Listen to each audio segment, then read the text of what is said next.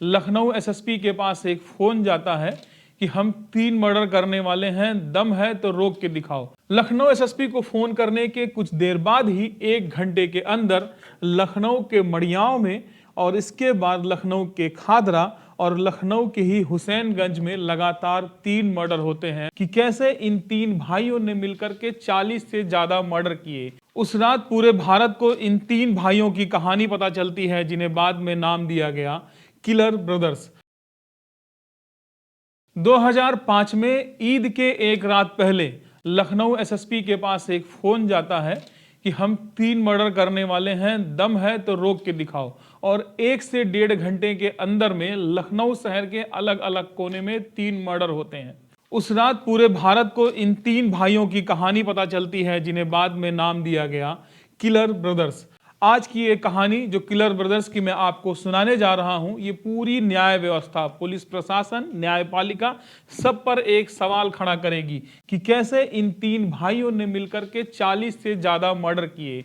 बार बार कैसे ये पेरोल पर बाहर आते रहे और उस पेरोल पर बाहर रहने के दौरान कैसे अलग अलग जगहों पर जाकर के अलग अलग लोगों का मर्डर किया। ये कहानी आपको बताएंगे। ये कहानी आपका विश्वास इस पूरी न्याय व्यवस्था से उठा देगी। सिलसिलेवार तरीके से पूरी घटना को समझते हैं। सन 2004 ईद के एक दिन पहले का दिन, तीनों भाई, सबसे बड़ा भाई सलीम, उससे छोटा भाई रुस्तम और सबसे छोटा भाई सोहराब। सोहराब से भी छोटा एक भाई था जिसका नाम था जावेद।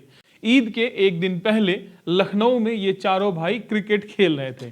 क्रिकेट खेलने के दौरान इन चारों भाई का विवाद होता है और जावेद को उसी दौरान कुछ लोग मार देते हैं, झगड़े में मारा जाता है।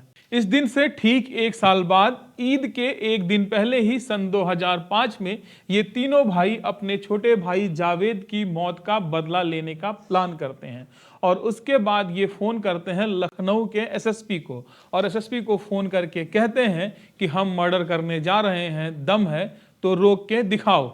लखनऊ एसएसपी को फोन करने के कुछ देर बाद ही 1 घंटे के अंदर लखनऊ के मड़ियाओं में और इसके बाद लखनऊ के खादरा और लखनऊ के ही हुसैनगंज में लगातार 3 मर्डर होते हैं और तीनों मर्डर को अंजाम देने वाले थे ये तीनों भाई सलीम, रुस्तम और सोहराब। और इसके साथ ही इन्होंने अपने छोटे भाई जावेद का बदला उस दिन ले लिया था। लेकिन छोटे भाई जावेद का बदला लेने के बाद इनका वारदात थमा नहीं और जुर्म की दुनिया में ये आगे बढ़ते चले गए और इतना आगे बढ़ गए कि इन्होंने बारी बारी करके 40 लोगों का मर्डर किया या मरवा दिया। इसके बाद कई 100 लोगों से लूटपाट, फिरौती की, रंगदारी की, ये सारे किए। आगे आपको बताते हैं। आगे बढ़ने से पहले आपको बता दें कि इन तीनों भाइयों का जन्म लखनऊ के कैंट थाना अंतर्गत लकड़ मंडी में हुआ था और तीनों कुरैशी समाज से ताल्लुक रखते थे। पिताजी कसाई का काम करते थे, लेकिन इन तीनों या चारों भाइयों को कह लें, ये चारों भाई कसाई के काम में नहीं गए। 2005 में लखनऊ के मड़ियाओं, खदरा और हुसैनगंज में 3 मर्डर करने के बाद ये तीनों गिरफ्तार हो जाते हैं। लेकिन 2007 में इन तीनों की कोर्ट में पेशी होती है और कोर्ट में पेशी के दौरान सलीम मतलब बड़ा भाई, सबसे बड़ा भाई सलीम फरार हो जाता है उस दौरान। लेकिन बाद में हालांकि सलीम पकड़ा जाता है और इसके बाद फिर इन तीनों को जेल में डाल दिया जाता है दिल्ली की, और वहां इनकी मुलाकात होती है मुख्तार अंसारी से। कहा जाता है कि जेल में ही 2005 से 7 के दौरान इन लोग की मुलाकात मुख्तार अंसारी से होती है और मुख्तार अंसारी का ही नाम लेकर के ये बाद में वारदात को अंजाम देने लगे। मुख्तार अंसारी के नाम से ये रंगदारी, फिरौती बाकी वसूली करते थे। बताया जाता है कि मुख्तार अंसारी से नज़दीकियों के बाद ही 2007 में ये लखनऊ, कानपुर और आसपास के इलाके बाराबंकी में ये अपना गैंग तैयार करते हैं और डॉक्टर्स, मिठाई की दुकान और बाकी व्यापारियों को, सोना व्यापारियों को ये लोग धमकाते हैं और उनसे रंगदारी वसूलते हैं। कहा जाता है कि लखनऊ में ऐसी कोई मिठाई की दुकान बची ही नहीं है जिससे इन तीनों भाइयों ने रंगदारी न वसूली हो। दिन आता है 2009 का। ये तीनों भाई इस वक्त अपने इस धंधे में लीन थे और 2009 में इनको पेरोल मिलता है, पेरोल के लिए अप्लाई करते हैं और पेरोल पर बाहर आते हैं। 2009 में पेरोल पर बाहर आने के बाद इन सब की मुलाकात होती है इंतजार अहमद आबदी से। इंतजार अहमद आबदी बीएसपी से नेता थे और उस वक्त ये गन्ना संस्थान के चेयरमैन थे। गन्ना संस्थान के चेयरमैन होने का मतलब उस समय स्टेट में एक मिनिस्टर की पोस्ट हासिल करने के बराबर था। इन तीनों ने मुलाकात की इनसे। अच्छा, पहले आपको बताते चले, इंतजार अहमद अब्दी के ऊपर ही ये आरोप था कि इन्होंने रीता बहुगुणा के आवास पर उस वक्त आगजनी करवाई थी, इसके भी आरोपी ये थे। लेकिन इन तीनों ने इनसे मुलाकात की और कहा कि हमारी सजा कुछ कम कराओ, तुम तो मिनिस्टर हो। हालांकि शुरू में इन्होंने इनकी बात को नकार दिया, टाल दिया कि मैं एक मिनिस्टर के पद में हूं, लेकिन मेरे बस का ये करवाना नहीं है। पुलिस की एक थ्योरी के मुताबिक इंतजार अहमद अब्दी की पत्नी का उस समय एक सोशल एक्टिविस्ट जिसका नाम था सैफी हैदर सैफी के साथ कुछ संबंध था। तो इंतजार अहमद अब्दी ने इन तीनों को फिर से कांटेक्ट किया और कहा कि तुम मेरा एक काम करो, हम तुम्हारा एक काम कर देंगे, तुम सैफी हैदर सैफी को रास्ते से हटा दो, हम तुम्हारी सजा कम करवाएंगे। इसके बाद इन तीन भाइयों में से दो भाई सलीम और रुस्तम लखनऊ के एक इलाके में जब सैफी हैदर सैफी अपने कुछ दोस्तों के साथ चाय पी रहा था तो ये दोनों बाइक से जाते हैं और सैफी हैदर सैफी को गोलियों से भून डालते हैं। पुलिस की एक थ्योरी के मुताबिक ये भी है कि सैफी हैदर सैफी, वही सोशल वेलफेयर एक्टिविस्ट, वही क्या करता था, वो इन तीनों भाइयों की मुखबिरी पुलिस से किया करता था, इसलिए वो पहले से ही इन तीनों भाइयों के रडार पे था। इन तीनों भाइयों के कुछ पैटर्न है जो पुलिस बताती है कि ये जब किसी के ऊपर हमला करते हैं, किसी का मर्डर करने जाते हैं, तो कम से कम 7 से 8 गोलियां मार करके उसको खत्म कर देते हैं। कम से कम 7-8 गोलियां उसके छाती पे उतारते हैं। और इतना ही नहीं, कोई एविडेंस ना छूटे इसलिए ये हथियार को भी अपने साथ लेकर के फरार होते हैं। लेकिन पेरोल पे आए इन दोनों भाइयों को फिर से पुलिस गिरफ्तार कर लेती है और रुस्तम और सलीम की जब ठुकाई होती है, जब उनकी कुटाई होती है, तब ये नाम बकते हैं इंतजार अहमद अब्दी उर्फ बॉबी का, जो उस समय के नेताजी थे। और इसके बाद इन नेताजी को पुलिस धर दबोचती है और गिरफ्तार कर लेती है। इन तीनों भाइयों को उसके बाद तिहाड़ जेल में डाल दिया जाता है। लेकिन तिहाड़ जेल जाने के बाद भी इन तीनों का अपराध का सिलसिला नहीं रुकता है। ये बार बार पेरोल पर बाहर आते रहते हैं और इस तरह की हत्याओं को अंजाम देते रहते हैं। जेल में बैठकर भी ये अपने गिरोह को बढ़ाते रहते हैं और अलग अलग जगहों पर रंगदारी और फिरौती को अंजाम देते हैं। जेल में रहने के दौरान ही पुलिस के द्वारा इन लोगों को मदद दी गई थी, मोबाइल फोन वगैरह, कई वीडियो भी उस वक्त सामने आए थे जिसमें ये साफ नजर आ रहा था कि किस तरह से इनको जेल में सुविधाएं दी गई हैं। इनके पास टीवी है, किस तरह से ये पार्टी कर रहे हैं जेल में, ये सारे वीडियो उस समय आए थे। ये तीनों भाई 2005, 2009, 2011, 2014 और हाल में 2025 में पेरोल पर बाहर आए हैं। 2025 में पेरोल पर बाहर आने के बाद इनकी चर्चाएं बढ़ गई हैं। 2011 में ये तीनों भाई फिर से पेरोल पर बाहर आते हैं और दिल्ली के कृष्णा नगर इलाके में स्थित गंभीर ज्वेलर्स के मालिक गौरव गंभीर को गोली मार देते हैं।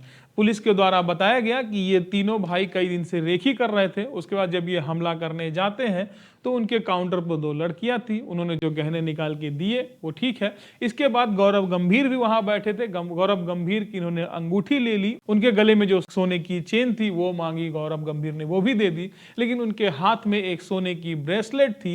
ये तीनों भाइयों ने जब गौरव गंभीर से उनके ब्रेसलेट को मांगा तो गौरव गंभीर ने मना कर दिया। गौरव गंभीर के मना करने के बाद ये तीनों भाइयों ने उनके सीने पर गोली मार दी और ब्रेसलेट ले लिया। तो ये तीनों भाई इस तरह के गिरे हुए, इस तरह के हत्यारे थे।